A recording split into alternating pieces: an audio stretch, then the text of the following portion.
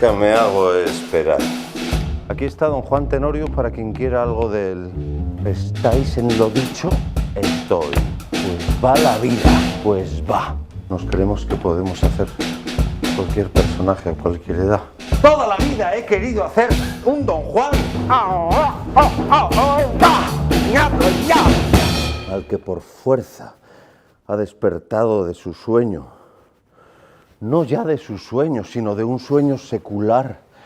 Se le aparece visible, de forma evidente, que la historia de España está desde siglos como encantada ante un umbral, el de la guerra civil.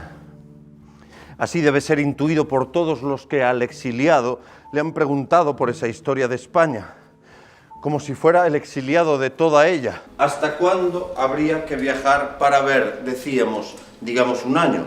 ¿Qué había pasado 500 años antes, en 1492?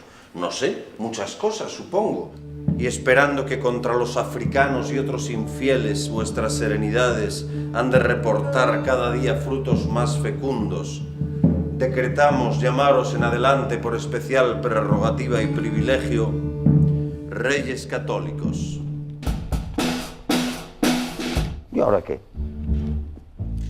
No lo sé.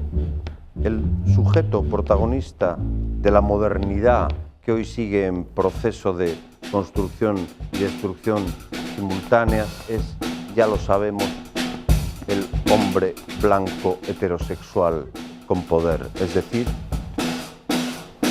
yo. Yo quiero hacer lo que quiera, quiero hacer lo que quiera, quiero hacer lo que quiera. Yo quiero hacer lo que quiera, quiero hacer lo que quiera, lo que quiero, lo que quiera, quiero hacer lo que quiera. Quiero hacer lo que quiera, yo, tú, no, yo, sí, yo quiero hacer lo que quiera, yo, cuando quiera.